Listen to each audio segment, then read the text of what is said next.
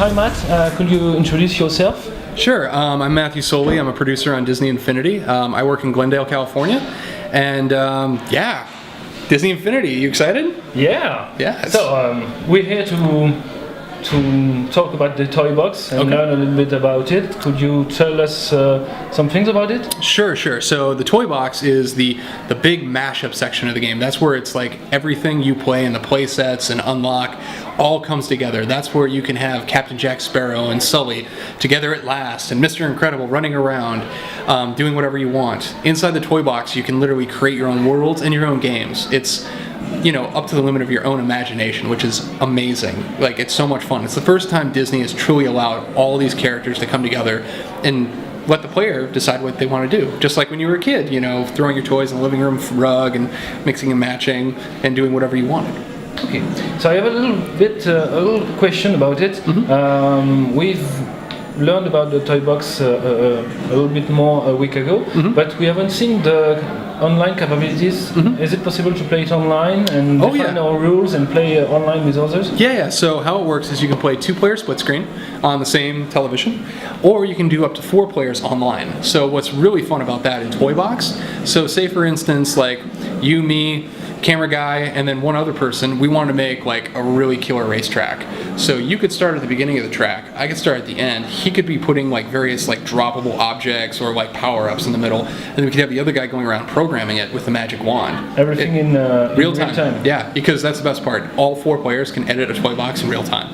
Okay, and what about the Wii U special abilities? Oh, so the special abilities on the Wii U, most importantly, my prop, sorry. So first thing you'll see here is actually, this is where you can actually select various items. So like right now it has the defaults of Captain Jack's sword and flintlock pistol. You can also, as you unlock more, you can actually cycle through these and you'll be able to select them in real time off the screen, which is a lot of fun, especially in Toy Box when you start getting tons and tons of objects. Inside Toy Box, you can actually use this to look at the toy ribbon you probably saw on the 360 with all the toys available. So you can scroll through, select them, and place them using the pad. Finally, the coolest thing, so you can actually turn off the TV and play the entire game off the controller. So walk away and play, yes! So it's in there. Okay. So, a lot of fun. Okay. Now, about the solo part of the game, the play sets, Yeah. do you have an idea of the length of the campaigns? Of the different play sets? So the main story, just to get through, is about 6 to 7 hours per playset.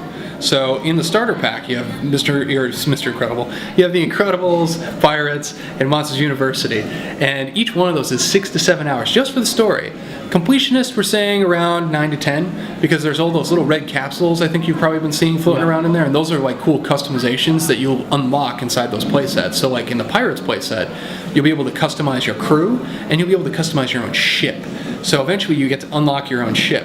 What you're seeing behind me is the actual intro to the entire playset of Pirates. And you may recognize it if you've been to the parks, people, because this is actually a recreation of the Pirates of the Caribbean ride. So you actually row your ship into Buccaneer Bay, and it's very similar to how it was on the ride, except amped up a lot.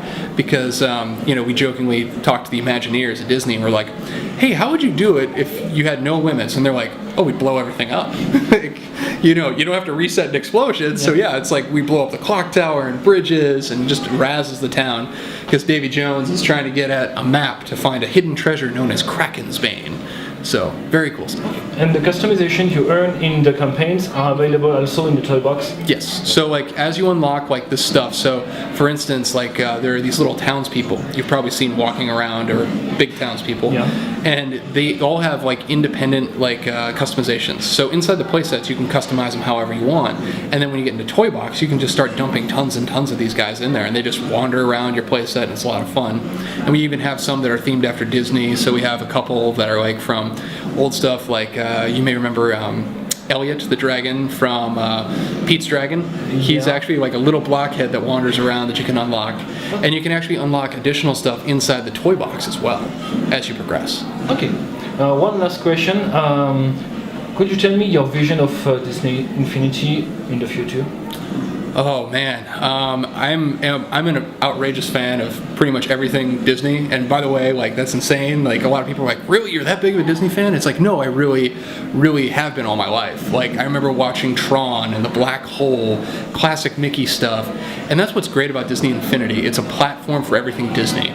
as you may have seen when you were going through the toy box, like for instance, like all of our sports stuff is actually themed out by ESPN, and which was a huge honor. It was awesome. But normally it'd be like an ESPN game inside Infinity. How we can do that? And that's what's really great. It's a platform for everything, so we can eventually represent everything that's Disney. And as you are probably more than well aware, we have a lot of stuff in there. Yeah. But yeah, I would see more play sets, more characters, more fan favorites. Like a really important thing to note. So all you people that comment on forums or any stuff like that, like we actually read that stuff. We keep track of that stuff. So if you're screaming out on the internet saying, give me Aladdin, keep doing it. Because that can actually influence us, because it's like, hey, maybe there are a lot of people that want this property or that property. So yeah, keep screaming out, people. So it's definitely the possibilities are infinite, not to use the line, but it's very true. It's like Disney has such a breadth of IP. So it's like, keep telling us what you love and we can keep putting it in. Plus the guys at Avalanche, huge Disney fans. Like some of the stuff you'll see in here, like we have Condor Man's wings.